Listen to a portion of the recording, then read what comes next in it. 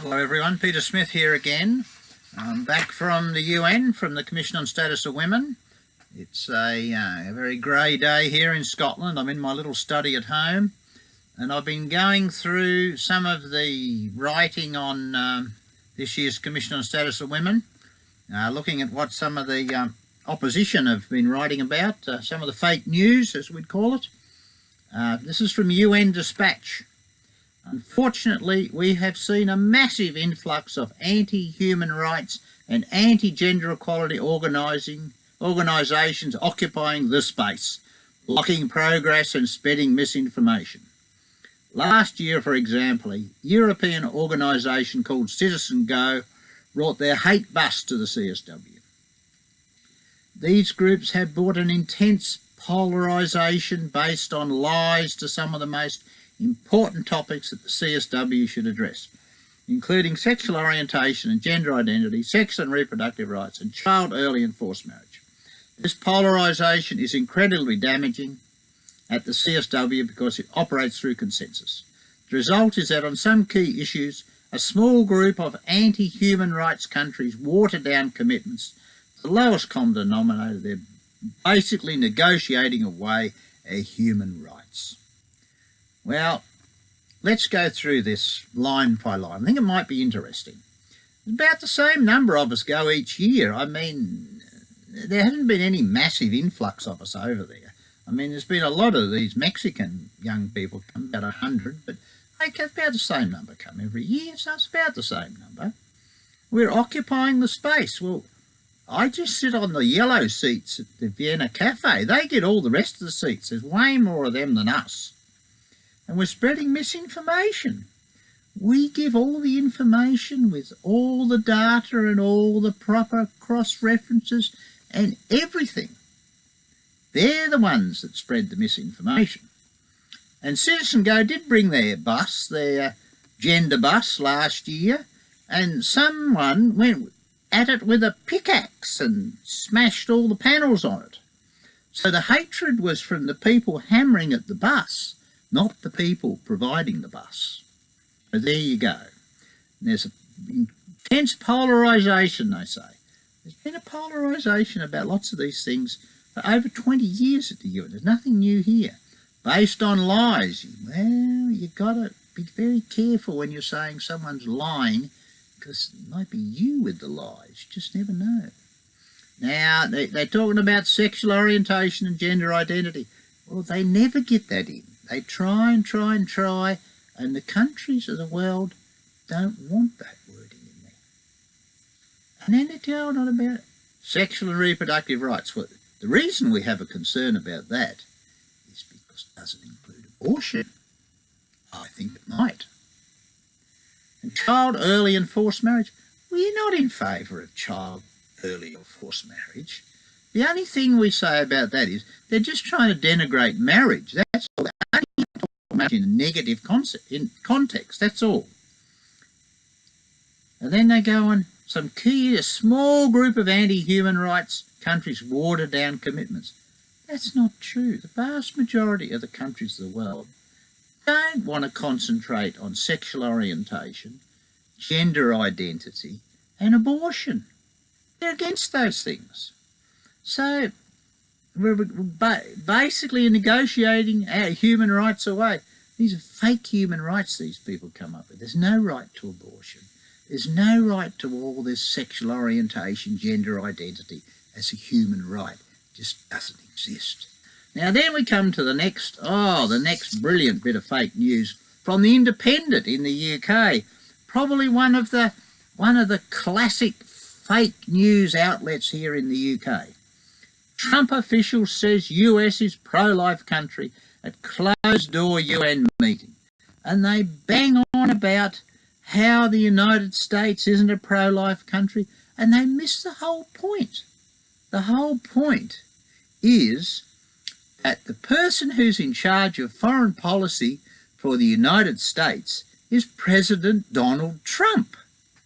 And he appoints political appointments that go along to the UN to promote his foreign policy.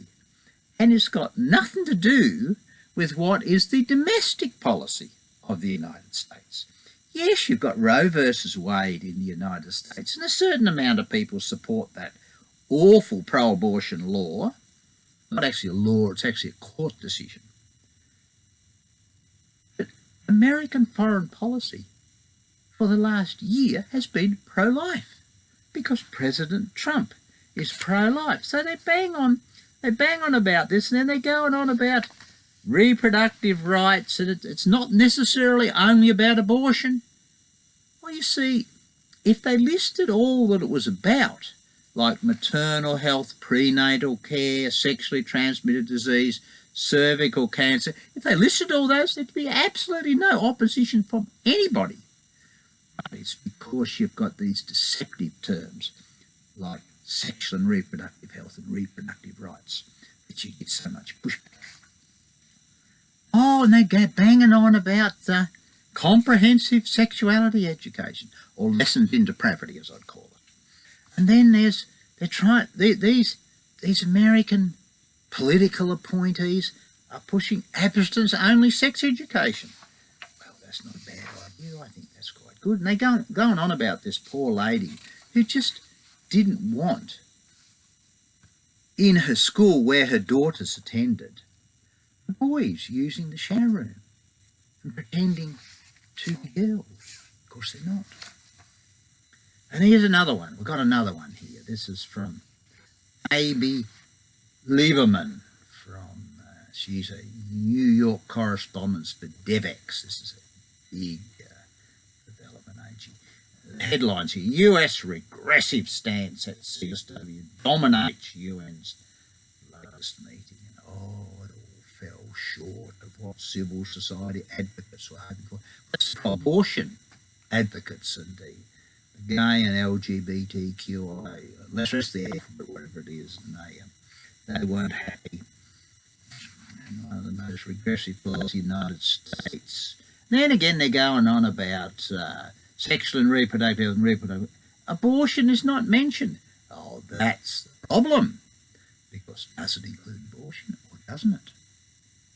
And it's a big debate. And the International Women's Coalition, they're not happy. And here's another bunch of them. They say this is the Asian Pacific Forum on Women. If we're not going to move forward, that is killing more babies by abortion and all teaching depravity to kids, this is a waste of our time as feminists. It is not worth my time and energy to come here and do this if we're left with less than nothing. That's Sanam Amin. Well, clear off back to where you came from in the Pacific if you don't want to keep coming to the UN, because under the Trump administration, you're not going to get very much for the next few years, and if he gets a second term, you won't get much there either. And then they're going on about the Paris Agreement on climate change.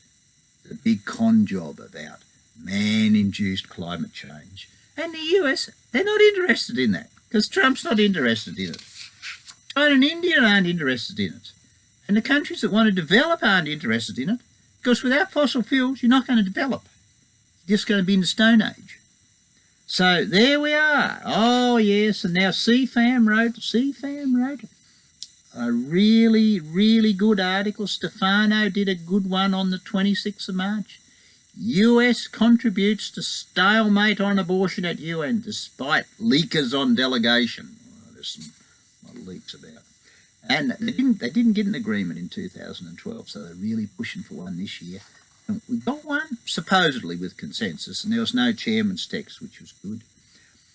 And the Holy See did a terrific intervention at the end on their reservation. I got it on my blog. It's lovely. So we had I'm feeling a lot better now after reading all this stuff. And there's a new Secretary of State coming in, Mike Pompeo, who's a conservative, pro-life, I hear, and John Bolton, who's coming in as a national security advisor, a conservative chap and pro-life, and there'll be a little bit more push on national sovereignty, which would be a good idea. So there we are. I'm feeling a lot more upbeat. I was feeling very worn down after CSW. It's a huge psychological hammer blow to anybody that sort of thing, you know. And you're being surrounded by all these angry, man-hating feminists. It's tough, wears you down a bit. But I've bounced back now and feeling a lot better. So, thanks for watching. And if you'd like to support me, go to Patreon, Peter Smith, Creating a Pro-Life World. And if you'd like to help support my ministry, be much appreciated. God bless you.